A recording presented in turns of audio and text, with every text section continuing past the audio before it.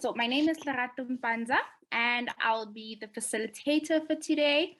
I was also president once upon a time, and I'm also alumni at the University of Johannesburg. And today we're just discussing best practices in order to assist our students at the Enactus.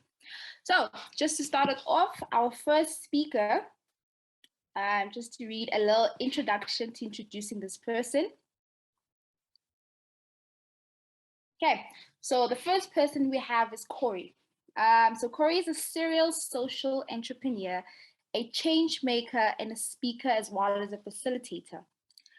Kory deeply believes in the power of entrepreneurial actions as well as education in order to shift the needly progress in South Africa and in Africa. She is she's an Enactus member and was certainly a big catalyst in the realization and the part of reasoning she calls herself an entrepreneurial evangelist. Kory has both started and helped build several businesses in the past few years with her engineering as well as corporate consulting background as a solid foundation. In 2019, Kory founded the Atelier Africa, meaning Crowned Workshop Africa, which exists to empower women as well as young girls to owning their own futures, to lifting themselves as well as their community. It's a non-profit arm that has impacted over 170 females since October 2020. Atara supports the collaborate of 6 other female-owned businesses, and it continues to grow in major outlets. Kory's independent transformation consultant clients such as Standard Bank, Satiri Institution, Impact Hub, GES, and the UP Department of Student Affairs. Kory, please give us some of your best practices that you've done for your universities. Thanks, Lerato. So I would say that alumni sort of involvement probably starts with, member involvement. And I think the alumni that come back, that get the Enactus bug, are the ones who were most involved, who really gave of themselves, right? And Enactus at its core is about giving back, right? We join Enactus because we want more than just a piece of paper when we leave university, and we want to make a difference and get involved in communities and use our skills, which we're privileged to go to university and gain skills, and we have skills already before we even leave. So when getting involved in something like Enactus, the experience that you have in Enactus determines a lot. And I think the people who are most involved, most passionate, who really get the bug, are the ones who become the alumni who continue forth with that, that will or want to get involved. So I think, firstly, it's really important to have a really great Enactus experience, to have EC, to have teammates who really were truly in the spirit of Enactus, and also afterwards to stay involved, to have proper communication structures and channels in place that are open, that allow people to really contribute, to ask for help, to have the freedom to give help as well. I think structurally, but also very importantly, that culture of having people involved and of allowing people to give back the best way that they can, I think that is great. So we also, for instance, like to have databases of past alumni, what they, them filling out what they are interested in doing and getting involved in, and how they would like to be communicated with. So we try to do it both structurally and culturally, but I think the marriage of those two is quite, it's actually, those are the pillars of best practices, I would say. Yeah.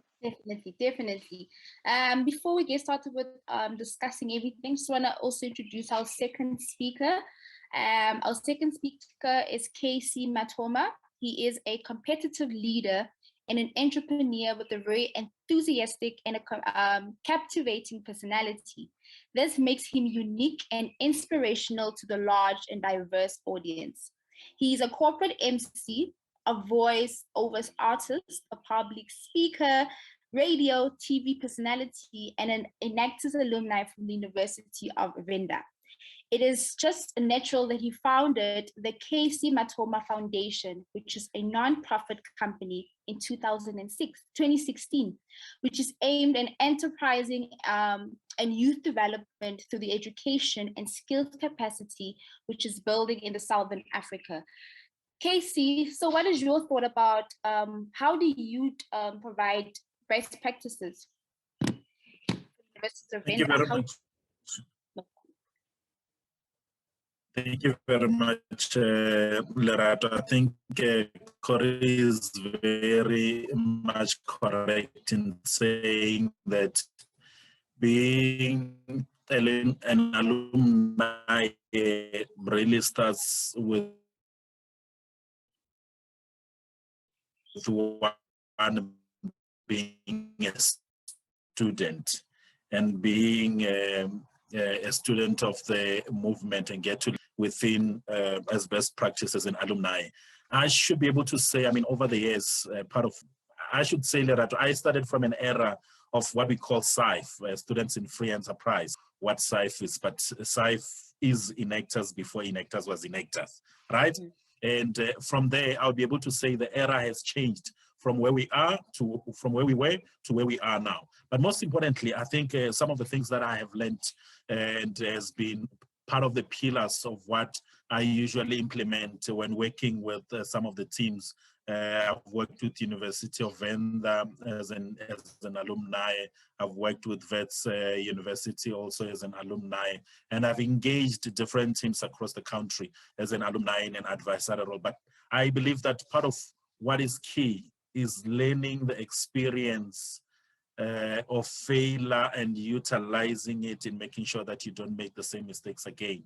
You would remember, and I'll bring it home, because when we started, when we revived the Enactus team somewhere in the year 2010, 2011, University of Venda used to be a team that you will never even count among the quarterfinalists, or you not even count as a university that will actually get any award.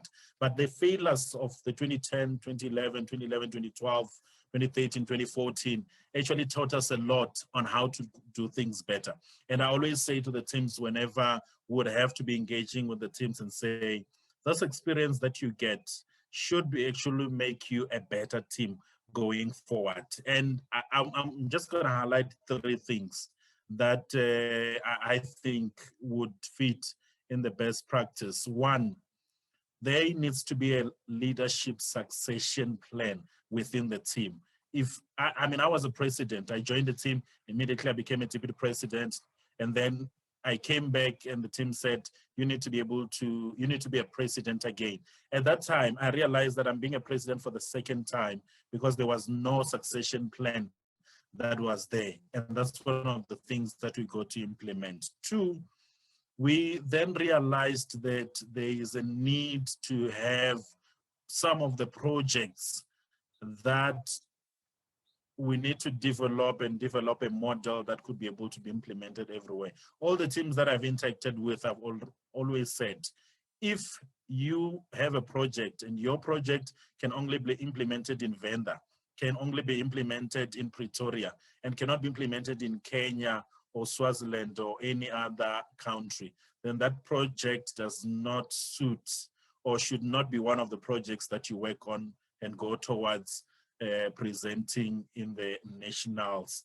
But I think the last thing is, I mean, one of the best practices to say, when you work as a team, irrespective of what you are, can be a team member, can be an official, a president or deputy president, you could be an alumni, you could come back and form part of the team as part of the business advisory board, or it could be the business community. Once we understand how we can work as a team, we should always get the best results out of every team in South Africa. Very true, very true. I have a question Do you guys think, looking at how things are done now in terms of Enactus and looking at how things were done back then, do you guys think there's any differences or are things still being done the same? To my speakers, my two speakers. I thought Kory will start, but I mean, the principle is still the same, right? We're still saying we want to change people's life. We want to go and find, we want to go either find or start. We want to go and find a project that is having 5,000 Rand as an income every year. And I'm talking annually here, right? And turn it into a business that starts making 500,000 Rand a year. We not only want to, I'm saying this is still similar within the Enactus teams. You want to be able to find a team that has only employed 2 people. And this is 2 people throughout the year. And you move it from a company that has employed 2 people to a company that has employed 20 people. We want to get to a point where we're introducing projects that are community-based and are bringing solutions to the community. This is what we were doing back there. The only difference between how we were doing things, I think Kory will agree, is that now the technology is being advanced, right? When the technology is being advanced, now we've got a pandemic that the students have got to deal with. They've got to maneuver and find ways of still doing more or less the same things that we're doing in the beginning. But most importantly, we're still in the business of changing people's life entrepreneurially. Thank you. Kory? What are your thoughts? Really agreed, actually, that things are very much the same, but times have changed. And I think there's a lot of catching up that needs to be done in terms of even how we think. I think a pandemic is something we all did not expect and were not prepared for. And now, even I'm sure all of you will agree who interact with your teams, how much we have to change with how we help the teams, how we connect with them, what kind of advice we give. If you have your own business, you realize how adaptable you really need to be. I think things are very much being done the same, but we need to change a lot. And perhaps I would say even the criterion or the way in which we go about Enactus projects, because we used to go, we always go out into communities on site, but can we do that anymore? The way that we market, for instance, was very different from what the tools we have now, for instance, like social media. I'm sure a lot of teams are using social media to market, but yeah, it's a tricky one. It's tricky because if the criteria stays the same, the way in which we interact and inform our teams has to be according to the criteria, but is it matching with the current times now? I think we have to revise that. Yeah. True. I agree with both my panelists. Looking at how things were done back then, we could literally go to the people, speak to them, interact with them. Now it's totally different. Students now have to do things online, and whereas the people whom they're working with might not even understand social technology, so it becomes a bit of a challenge.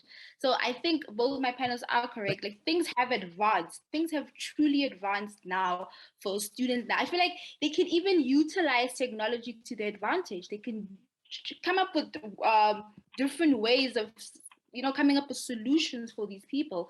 But we will see with the competition and how they develop and how things go, right? And then another question for you guys as alumni is, what do you guys think is a role of an alumni? What are we supposed to be doing as alumni? That's a powerful question. I should start by saying, based on your comments, Lerat, teams needs to be able to take advantage of the pandemic. As Enactus, which need to be known for bringing solutions when everyone is confused. You need to be able to now saying, how do we then assist the businesses in the rural areas to be able to market their businesses technologically or otherwise. The question that I said, that's a powerful question. What does it mean to be an alumni? I am a proud Enactus alumni. And I mean, the staff within the Enactus National would know that almost all the time I would always ask, what's happening? What are the activities that are there? But I think I want to try to summarize so that I could allow Kory to be able to come into the conversation. Number one, being an alumni means you've got an experience to be able to assist other teams to do better. I always said, and this is when I was still president of the Enactus University of Venda, and whenever I was assisting Wits University, I always said I would always go to a project visit and leave the camera behind.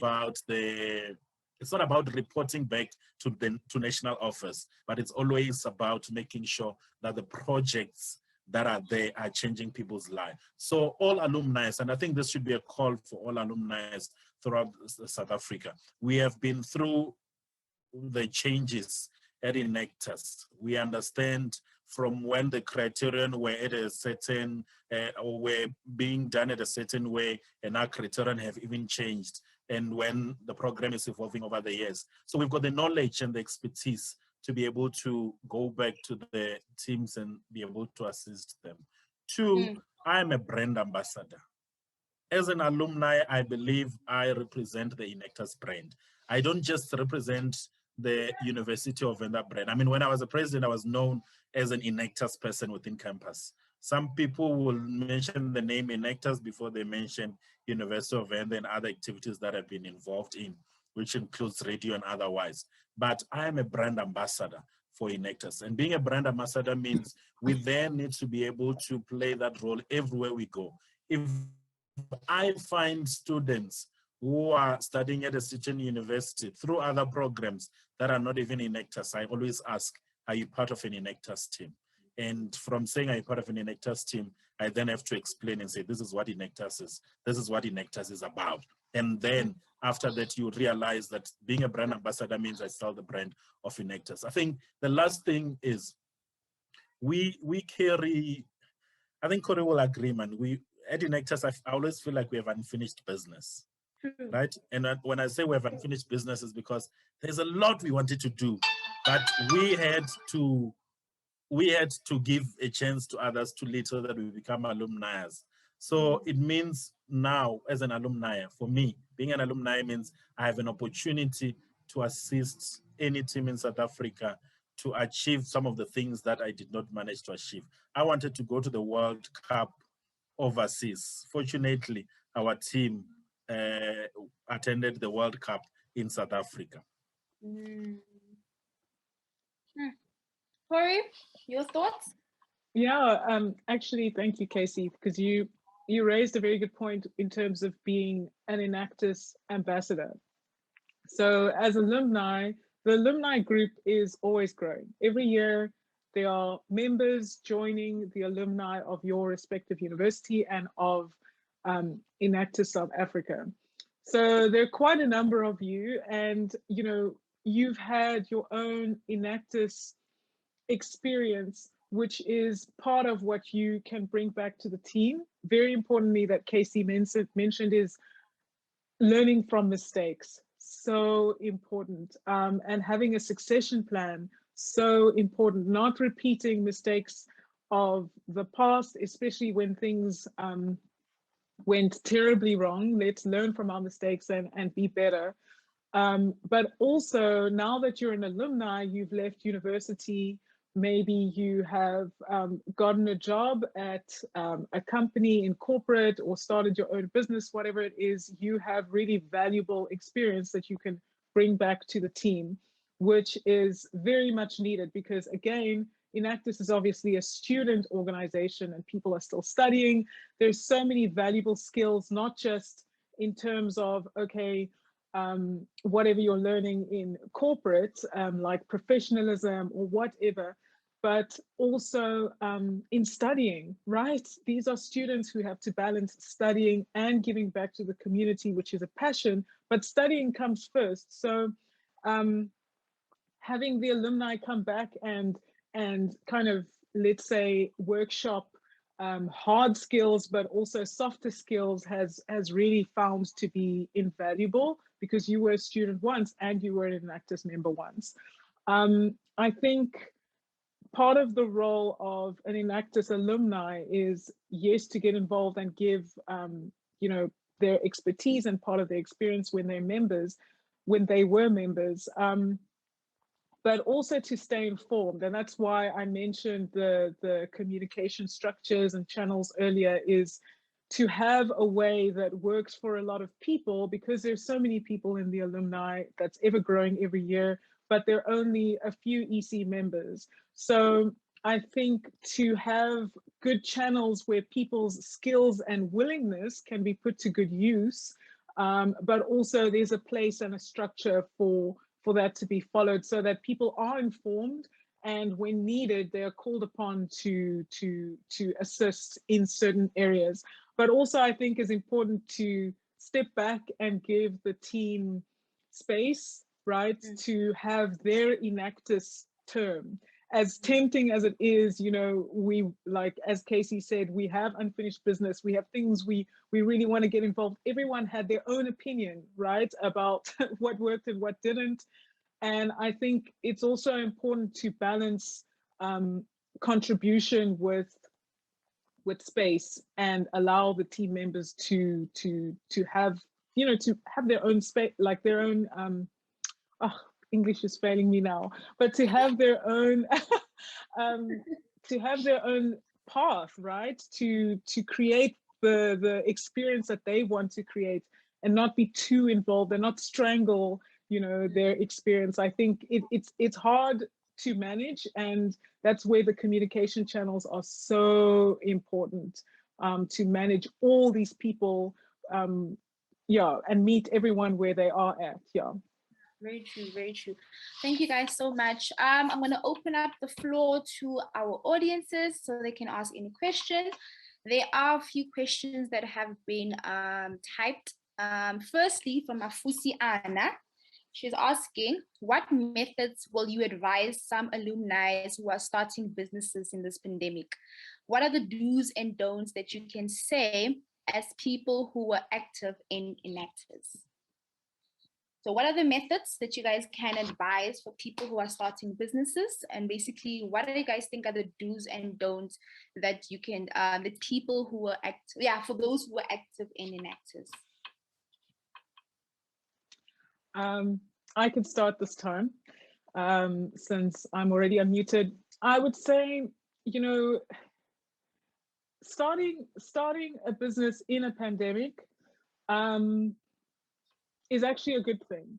It can be a big advantage for you. Why? Because now you know how bad it can get, as opposed to being caught off guard, where nobody ever expected or predicted that a pandemic would hit.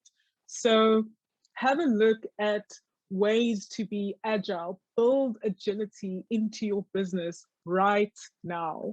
And I think the type of business that you would start in the first place will be very different from the type of business outside of a pandemic or before a pandemic, right? If you're thinking of launching a restaurant, for instance, how is it going to survive in a pandemic?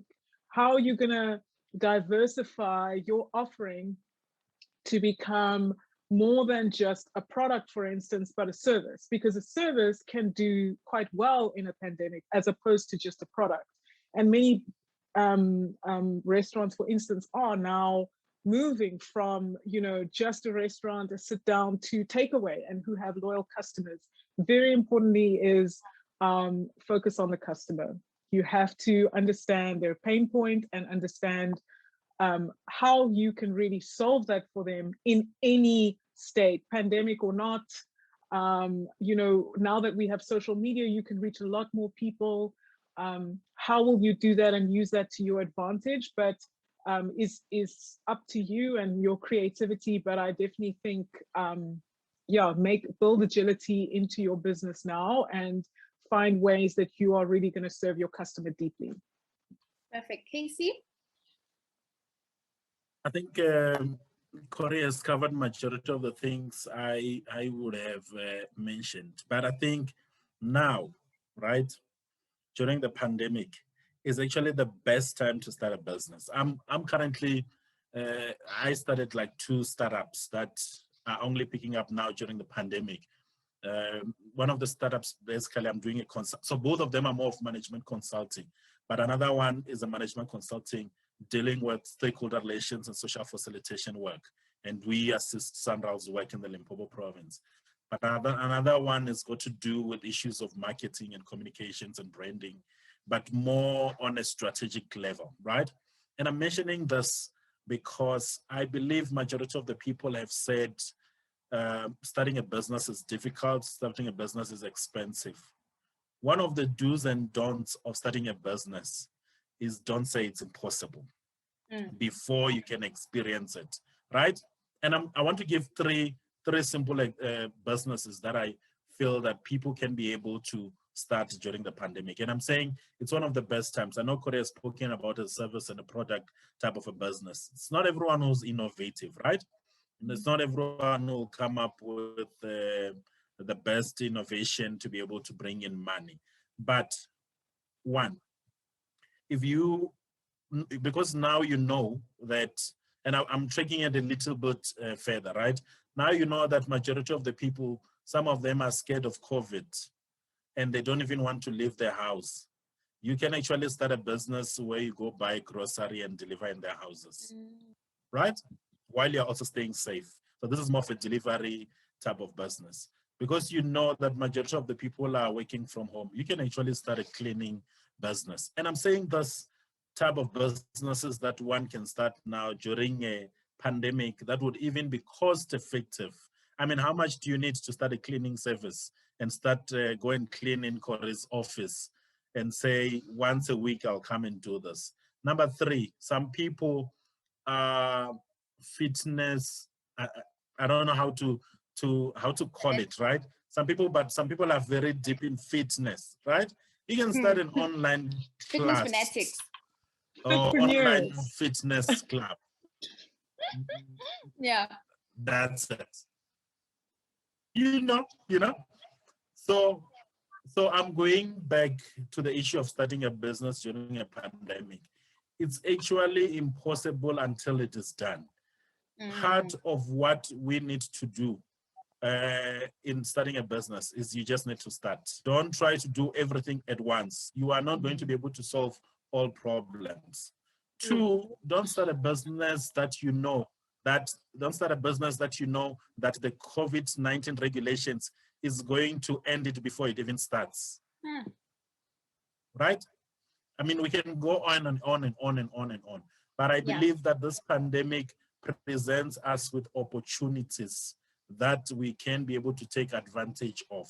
I don't even want to talk about starting a business where you can just mark a mask or start businesses that are closely related to assist with the pandemic in South Africa and in Southern Africa.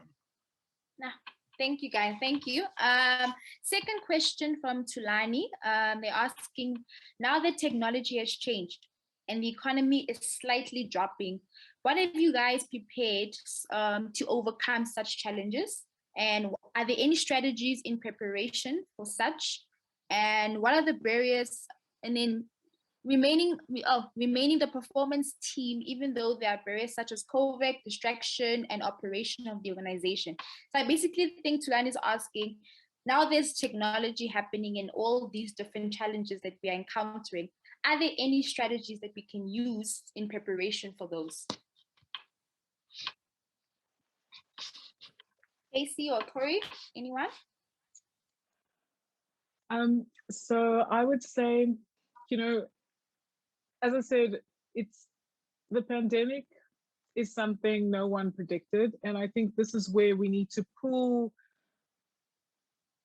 some extra resilience and will out of ourselves, right? And not always not to panic and give up before, as Casey pointed out, before we even can think of something, before we even begin.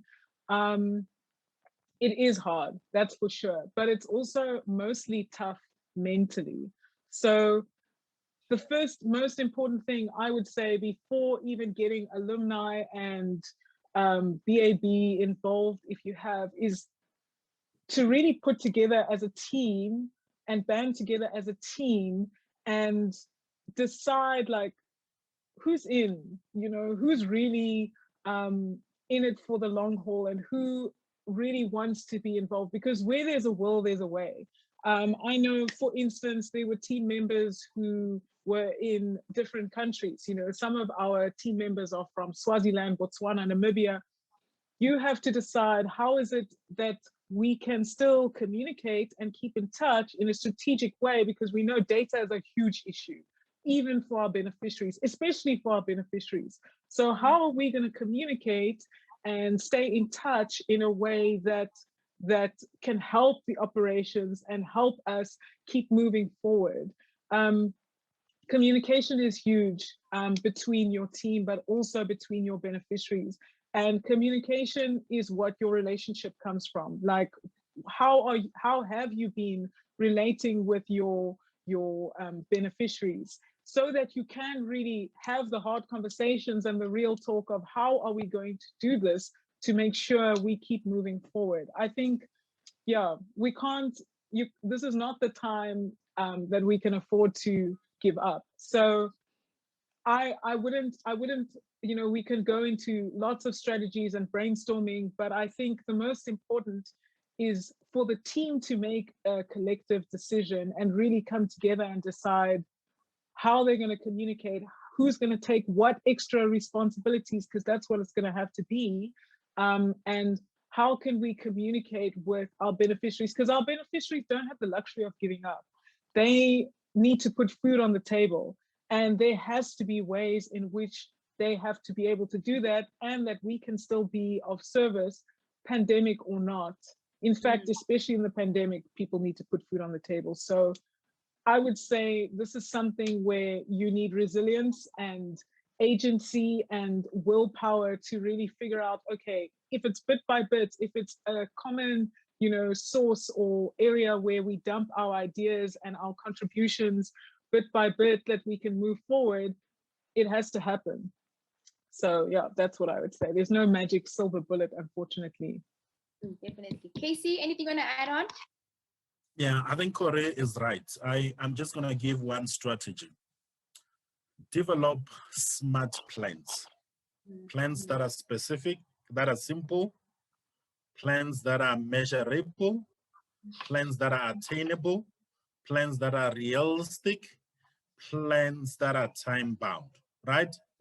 If you don't complicate things, if you make sure that you break down all your plans into smaller tasks that you can be able to monitor and evaluate, if you make sure that in everything that you do, your plans are things you can do, because we have got a lot of barriers and restrictions right now. It's something that is attainable. If you know that you have time frames of when you want to achieve whatever you have achieved, whether between you and the alumni and the business advisory board, or with the beneficiaries of the projects, then you should be able to get to where you want to get to. What is more important now during the pandemic is that we should not be hard on ourselves. Let's celebrate small victories. Let's make sure that even if we have a bigger plan, we break it into smaller pieces, we achieve it, we celebrate, we move forward. If we've got smart plans, then we are bound to maneuver during the pandemic and throughout all these barriers and challenges. Absolutely correct. Planning is extremely important. If you guys plan as a team that we can achieve this particular thing, everything will work out for you guys. Just plan, make sure you guys organize the resources that you guys need, especially now with technology. Utilize technology, allow that to be part of your guys' planning as well, and then everything will work out for you guys. That's already good. Thank you so much, guys, for your strategies. Okay, third question that we have from Faranani. They're asking, looking at previous problem solution models and looking at the current ones now, do you guys see any current teams moving in that path that you wished for, regardless of changes in technology? So looking at past problem solution models and looking at the current ones that are being done by teams, do we see any current teams moving in that path? I just wish we knew what the teams are doing now, currently, because to be able to contribute into that question and answer it in a satisfying way, we know what we were doing in the past. I mean, I remember, just in 5-6, I remember one of the years when we went to Nationals, University of the Free State, came with an intro where they had some guys in a car, and the team was some very fancy intro, right? I even remember what that project was about, right? So I would remember what those projects were about in the past, but we need to be able to, I think in brief is to say, we need to be able to bridge the gap, right? Make sure we take whatever worked in the past, bring it to the present, use whatever works to be able to move forward. At the end of the day, times are different. Some things remains the same, some things will not remain the same, but we need to be able to take learnings from the past to strengthen the present in order for us to be able to make sure that we build a future that we want to get to. Definitely. Kory, anything you want to add on?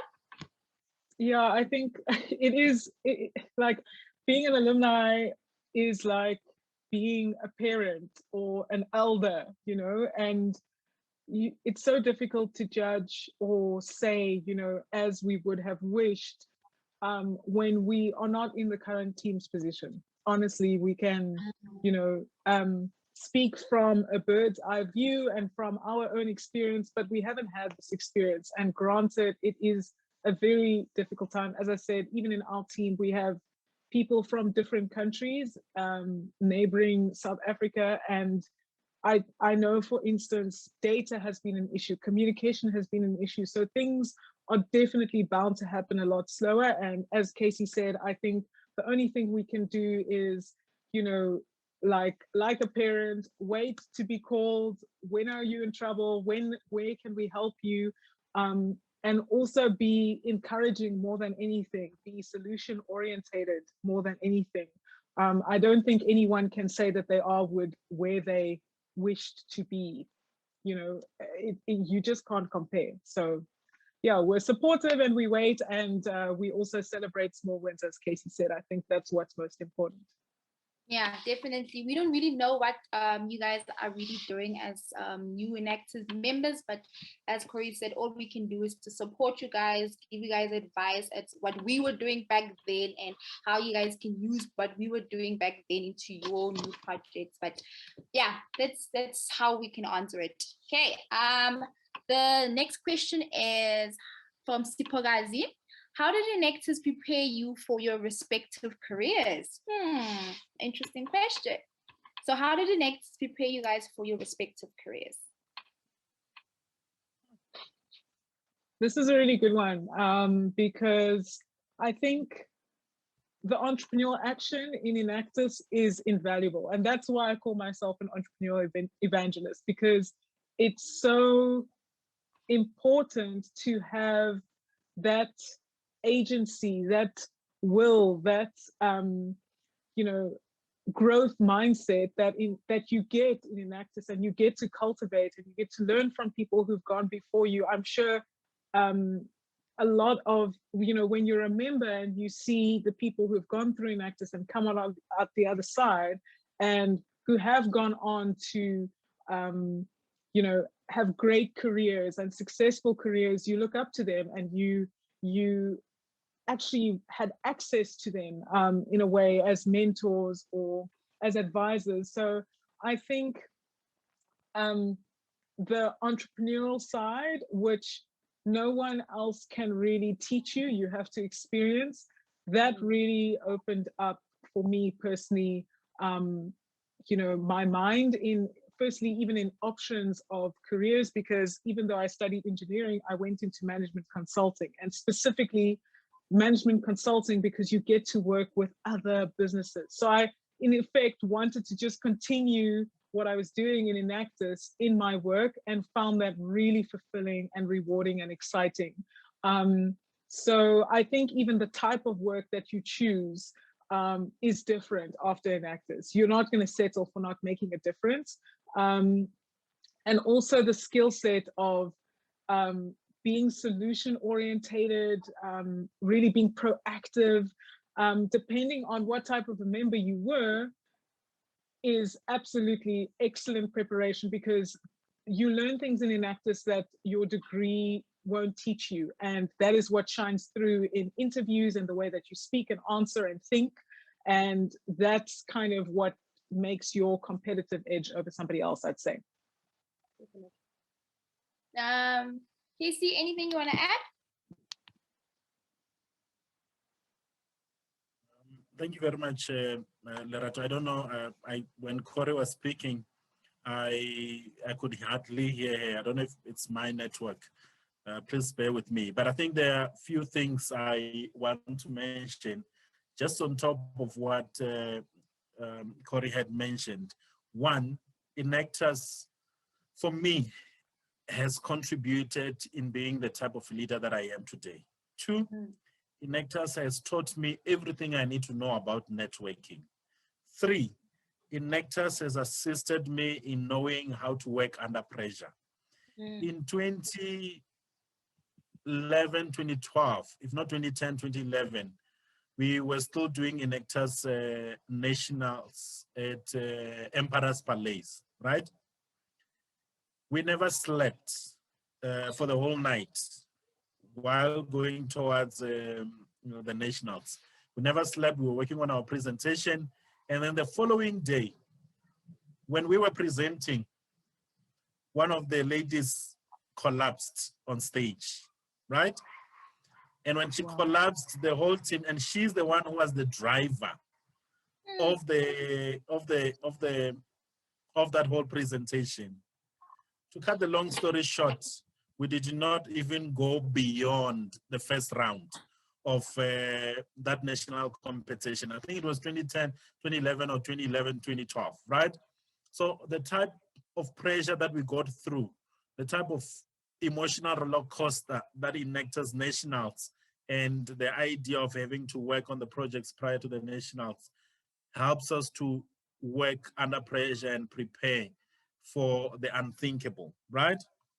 I mean, I was fortunate enough through Enactus, one of the things, and this is just to strengthen the point of networking, one of the things that I had managed to do as an alumni was to secure an appointment with Dr. Precious Moloi Motsepe, right?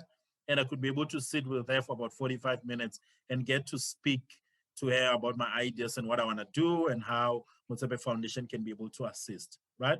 So these are some of the things that I do not think, if I did not go through Enactus, I would have been able to have succeeded. I am where I am today, and I say proudly because of the leadership roles that I took through Enactus, because of the interactions that I've had with some of the members of Enactus throughout the country. I mean, in 2019, I registered an MBA with VETS, and the main reason for that is because I noticed that I want to be an entrepreneur, and the entrepreneurship in me has been ignited because of Enactus. I could tell all the students that are there to say, from an alumni point of view, after you go through the Enactus process, when you get out of it, you'll get out a better leader. You'll get out thinking, I don't want a 9-to-5. I want to be an entrepreneur. Some will say, I am comfortable on a 9-to-5 because Enactus has prepared me emotionally and otherwise to be able to do this type of a job. But this is a place where you get to grow as an individual. And majority of the things that we do now, most definitely we are doing them, and we're doing them perfectly and comfortably because we learned within Enactus. It's okay to make mistakes because mistakes gets to help us to grow and we learn from the experience and we move forward from there. Definitely, definitely. In conclusion, it's your journey. It helps you with your journey. With my journey, it helped me with confidence. Now I'm able to speak in front of a whole class because I'm a lecturer. So it helps to build, it builds you in that way. So definitely it's a journey. It's an individual journey, but it's a very good journey at the same time. Okay, then we have another question, and it's asking, what's the biggest challenges that you guys have come across in being part of the alumni, especially during this pandemic, and how did you guys overcome it? And then lastly, what advice would you give a prospective alumni member? Can we have one person answer this and then the next person answers the other question, and then because our time is running out, so we can just have one. Answer the first one. Okay, perfect. And then Kory will answer the second one, right? Yeah. I think the biggest challenge as an alumni board, we have not overcome it. It's something that we still need to overcome. It's to be able to build a strong and united alumni body within Enactus that could go back and give back to the teams, not to impose. I saw somewhere where it was speaking about imposing, and Kory spoke something about that, right? I believe communication during the pandemic has not necessarily been our strong point. We should be able, this should be one of the things that we work on after the national competition, and say, how do we make sure that even during the pandemic, we get to communicate with other alumni, get to understand what they're doing, and maybe be able to do a session like this with just alumni. Prospective alumni, Kory will deal with such. Okay. Kory, advice on prospective alumni? Sorry, I thought I was answering the question about looking to become an Enactus EC. Oh, sorry. Okay, I see. Lastly, what advice would you give to a prospective alumni member? I would say, actually, I can answer these two together a little bit because the answer is actually similar. Yeah. Intent is so important. What are you here for? What do you really want to achieve? And the answer should already be lying outside of yourself. It's nice to call yourself an alumni chairperson, a business advisory board member, Enactus EC, a president, a vice president, whatever. But don't be so involved and caught up in the title and power that comes with it, and come more from a place of serving. And, you know, not just leading other people, because we always, I mean, it's easy to put your hand up to lead other people. It's always a nice look. It's a good look, right? But it's important to know that you're not a king, you're not a ruler, you're actually there to serve and to contribute something. And I think the intent of why you want to be there is very, very important. What can you give? What can you contribute? I would say package it for yourself. You know, we all have personal brands, right? That's the thing here in the professional, personal world. And it's so important to make that a contribution that is of service to other people. So yeah, what are you going to contribute? How are you going to make things better? How are you going to listen and not just talk and be there for power, but really give something back? I would say resolve that for yourself and how that will be packaged, and I think you will find the biggest reward in that. Ah, definitely. And then we have our last question for the day, which is from Evans, and they're asking, what is your guys' definition of a good Enactus project? So if you both can please answer that. Is there such a thing as a good Enactus project? Well, I believe there is, right? And in my introduction, I said, if you have a project that cannot solve your beneficiaries' and the world's problems, then that's not a good project.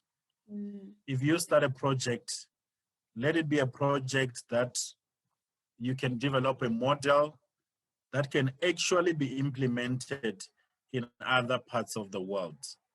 If you know there's an issue of water and electricity in South Africa, and you know the same problem applies in Nigeria. I remember in the World Cup, the Nigerian team had were doing their own electricity, right? So if you would start a project whose model can be implemented in other parts of the world, then that's a good project. Mm. Yeah. Yeah, Kory? Yeah, agreed, definitely. And also, Casey mentioned this earlier as well, but be able to multiply, be able to scale. Can you make 20 Rand, 40 Rand, and then 2,000 Rand, and then 200,000 Rand? Can you employ more people? Is this applicable and scalable in different regions? I think is very important, because we cannot anymore, especially now, afford projects that are small. I think it's important to think big. It's important to think wide. And really then, as Casey mentioned, to echo Casey, is to really address a serious pain point in people's lives, a project that makes a real impact in those aspects. I mean, it's in the criteria, right? People, planet, profit, very important. So all those things, yeah. Definitely. And the last part, remember also sustainability. If your project is sustainable for the next couple of years, it is a good project, because you're looking at the future of these people. So yes, that's our definition of what's a good project or a good Enactus project. Is there any question, any other question, last few questions from our audience? See, Bendulo Zuma has asked a question on the chats, saying how best can an alumni guide their respective team to the right direction without imposing ideas on them or be their thinker? I think Kory will take that one, since I took over the facilitation for 1 second. So I think, there's a difference between strategy and like contributing to the strategy and then contributing to helping move the team forward. I think definitely the communication and the relationship that you have with the team is very important. You know what kind of relationship you have with the team.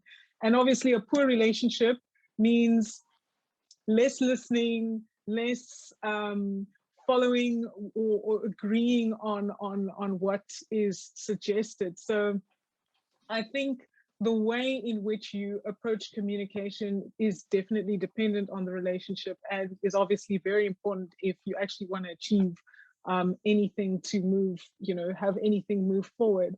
So I would say, you have to look at the kind of relationship that you have. And also, we're still effectively in business, the best idea should win. The one that makes the most logical sense should win. But it goes back again to motives. Am I here for power? Am I here to have a big say and for people to follow? Or am I here to really serve? And I think when you do come from that place of wanting to help, to serve, and you've got the right communication attached to that, right? It always requires a lot of skill and tact and leadership to be able to lead people, whether they like you or not, to the right place. But I think you need to bring everybody in, the people who are the decision makers. Ultimately, the EC need to decide for themselves what they're going to move forward to, but they need to be able to answer and justify to their stakeholders, the faculty advisor, the alumni, the whoever who are supposed to stand behind them. They need to be able to justify what they've decided on. So there are many people involved. I would say still the EC is the strategic decision maker with the help maybe of the business advisory board. And then the alumni obviously can contribute, but then the alumni, I feel, should be more the hands and the feet of enabling this strategy to come to life. So, you know, but every team needs to work that out for themselves. So again, good communication, I can't stress that enough. I think that's my like overarching best practice, so important, yeah. Very true, very true. That is it for today, and we hope that we've given you guys enough advice and strategies and everything that you need to know to become an alumni. We wish you guys the best of luck in terms of your presentations and your projects. And yeah, that's it. Thank you guys so much, and then good luck and keep safe. Thanks, Lerato, for an awesome job. Thanks. Bye, Kory. Bye.